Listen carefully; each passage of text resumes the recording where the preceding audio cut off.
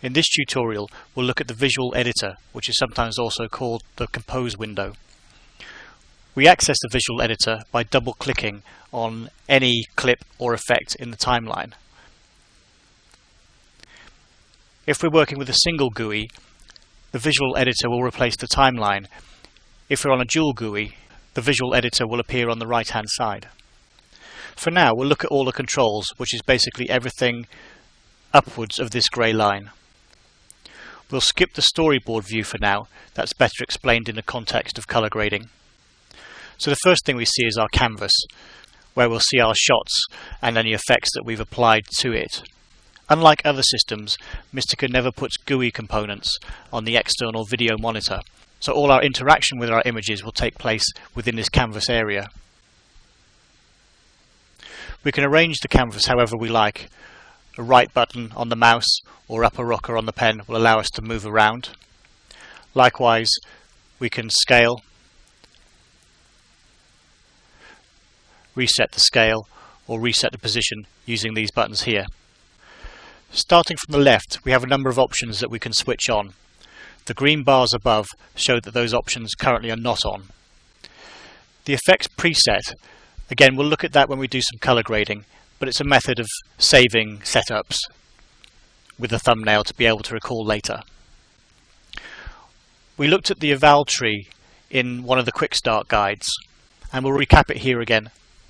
If we quickly look back at the timeline, we can see I've got a few things going on in the timeline. I have a shot with a colour corrector, and together with the logo they're being fed into a compositing node. We'll look at compositing in another tutorial. This is just purely to have a look at the options within the Compose window. So I'm just going to double click to go back to our Compose window or visual editor. So as we can see, the eval tree gives us the map of what's been built in the timeline. Note that you can't move these. This is not a method to arrange your composition. It's simply a viewing tool. And as we saw in the quick start, wherever we single click, we get access to the controls of that particular effect, and wherever we double click will show us the result. So in this instance, by double clicking, I can see my logo, my clip, my color corrector, which is still in neutral settings, so hasn't changed anything, and then the compositing node that puts the graphic together with its alpha channel. So if, for example, I double click on the color corrector, I can see the result of the color corrector and I have access to its controls, so I can make a change. If on the other hand I double click on the compositing node, I have access to the controls of the compositing node and can see its result. But if I leave the double click there and simply single click on the color corrector, now you can see that I'm controlling the color corrector whilst actually looking at the result out of the compositor. So this allows you to make changes anywhere up and down your effects stack whilst viewing from a different point. Where effects have direct manipulations, such as the compositor, then you can see that those items appear on the GUI so that we can make our alterations as we need to. The eval tree can be moved around, like any of the options from this bar. It can even be put over the timeline if you prefer on a two-monitor GUI to give you some more GUI real estate. You can make the eval tree as wide as you need it to be, or just fit it to as narrow as it can be. And the Show Alpha option shows the alpha channels that are working with the clips. Other options along here, you'll note there are 4 scopes. Actually there are 4 instances of a scope, simply so that you can have 4 different views. Each one has the same options. So if we pull one up, and I'll just move it to the middle of the screen so we can see it. But again, this can be moved anywhere, including over the timeline. Each of the 4 scopes can show one of a variety of different measurements. Essentially there's a vector scope, a waveform monitor, and a histogram, with the waveform being able to show in RGB, YUV or luminance, and likewise for the histogram. So there's our vector scope, waveform monitor showing RGB or YUV or just the luminance, and again for the histograms. If we're working in 3D, We can choose for the scopes just to measure the left eye or just the right eye or both eyes. And if we have a stereoscopic image, such as this one, so long as the use stereo mode is on, you can see that both left and right measurements are on the same scope if this is selected. And it follows the anaglyph colour scheme. Red is for the left, cyan for the right, and then the white is where it's common. So this way you can look at a left and right image, or measure a left and right image together. You can also change the contrast or the brightness of the scope, and you can make it as big as or small as you like. And as I say, you can move it wherever you like.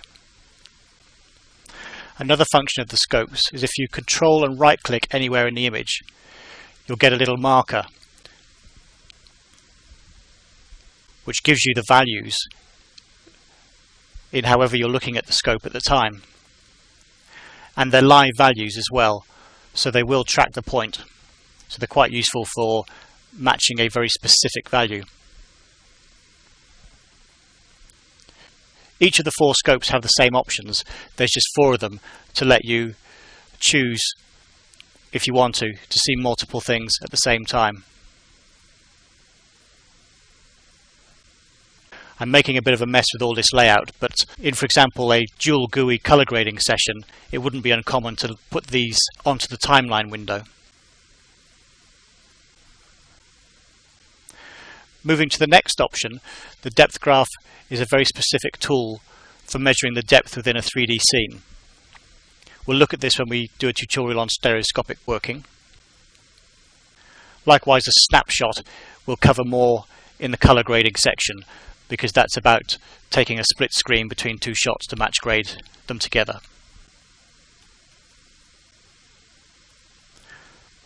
The curves button here switches between a graphic overlay of controls down here and the graphs over which all the overlays work.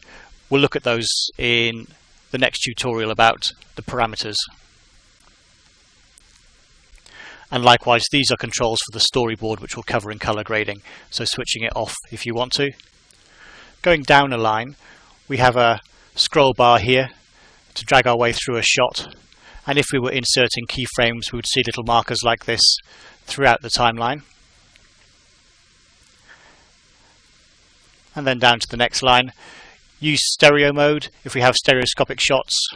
So if I go to this stereo shot temporarily, use stereo, then I can change my displays here. We went through this in the quick start guide, but in essence I can choose here on my screen, on the GUI screen, what I want to look at, so the left eye, the right eye, side by side and so on. And these have useful shortcuts. So for example, R is for right. You'd expect L to be for left, but actually it's E, the reason being that it's next to R on the keyboard, so it makes it easy to do that when you're trying to check your lineups. There's also K for checkerboard, and A for anaglyph, and B for black and white anaglyph, and S for side by side, and D for difference. So lots of different modes of how you can look at 3D, so long as you have the stereo mode on. And in fact, there are 2 outputs from Mistika in effect. This one is the one I've been controlling, the S3D display here, which is for my GUI up here. Next along is a list that looks much the same, but in fact this is specifically to go to the video board.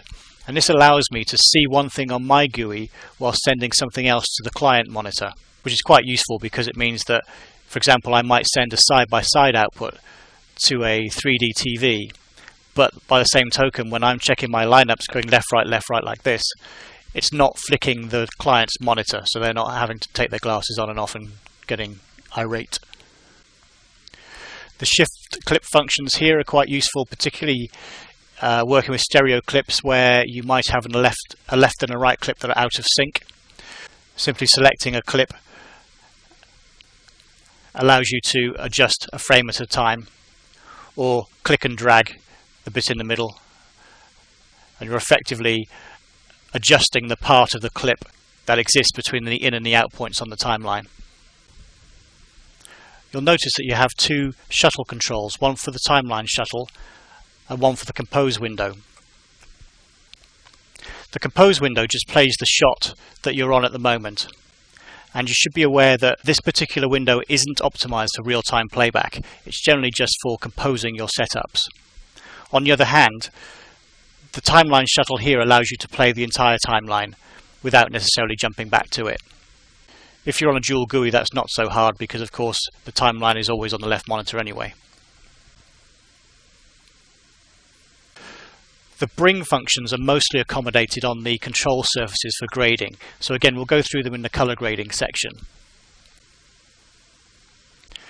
There are some options here also of what we view on our canvas. So by default it's RGB, as in we see the normal image that we're working on. Alternatively, we can just look at the red channel, green channel, blue channel, alpha channel, which in this case will be completely opaque. There's an alpha channel on that one as it happens. Or we can multiply so we can see the cutout between the channels. Whenever there's a multi-choice drop down anywhere in Mistika, you can either obviously just pick them as you would, or if you press the pen rocker downwards or the middle mouse button, then you can jump between them. In this resolution section, we can choose whether when we move images around in the visual editor, the resolution always stays at full resolution, or we can drop it to proxy, which will allow us potentially to move complicated images faster because it will drop to a lower resolution. Or in between, dynamic, which means that the images will only drop to the lower resolution while we are actually moving them or manipulating them, and as soon as we stop manipulating them, they'll jump back to full resolution. It's just a method to allow us to manipulate highly complex images more quickly if we need to. We can choose whether our display is looking at each field or a combination of fields. And then the live output here is normally on if you have a video board, so that when you're making changes here, the video output is updating live. If you turn this off, then the output monitor will freeze and won't be updated. It will be off anyway if you don't have a video board. Feedback relates to the update of the images when you're activating a control. For example, as you can see now, as I move a control, the image is changing with me. If I switch feedback off, then it won't change until I let go. So again, make a change, and when I let go now, it'll update. Again, in most situations you'd have feedback on. There are possibly some situations where you've got such a complicated effect that making a change perhaps is a bit sluggish, and so you might turn this off. So that's a general overview of all the controls within the visual editor part of Mistika.